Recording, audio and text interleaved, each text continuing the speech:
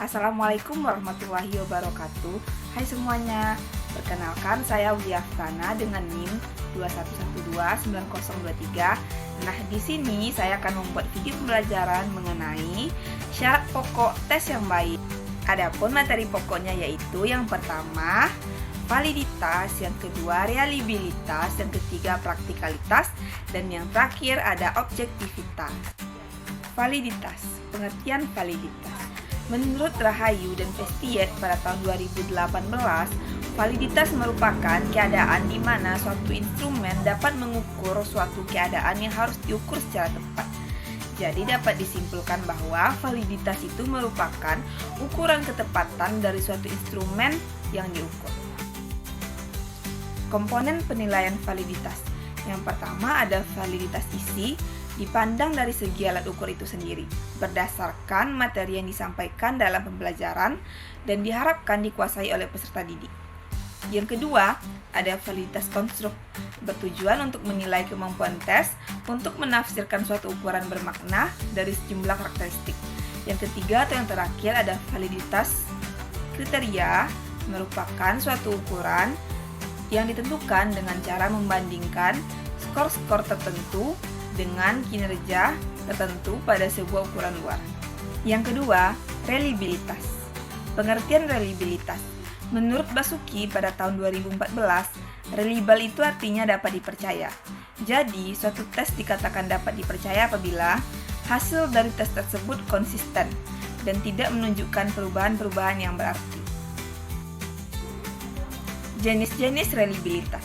Yang pertama, metode tes retest adalah derajat yang menunjukkan konsistensi hasil sebuah tes dari waktu ke waktu.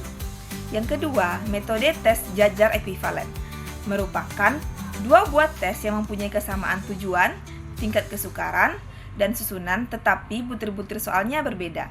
Yang ketiga, metode belah dua atau metode tes tunggal, yaitu diciptakan oleh para ahli untuk menjawab kekurangan dari dua tes sebelumnya, yaitu tes ulang dan tes paralel. Yang ketiga, praktikalitas. Pengertian praktikalitas. Praktikalitas adalah keadaan di mana suatu alat atau instrumen seperti dalam sebuah tes, baik dalam mempersiapkan, menggunakan, mengolah dan menafsirkannya, maupun mengadministrasikannya, mudah digunakan, efektif dan efisien. Kepraktisan ini merupakan syarat standar dalam sebuah tes. Yang keempat yaitu objektivitas.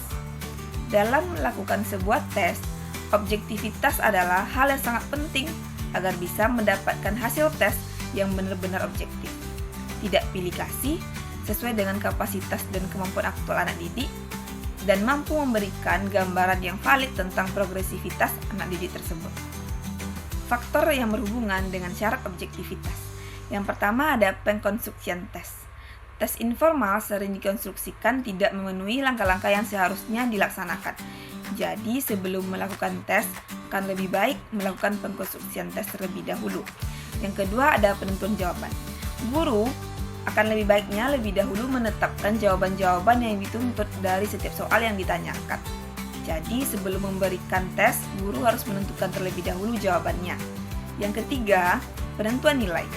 Nah, masalah penentuan nilai ini sangat erat kaitannya dengan penentuan jawaban. Setelah jawaban ditentukan, guru harus menentukan nilai yang akan diberikan kepada siswa jika jawabannya tersebut benar semuanya.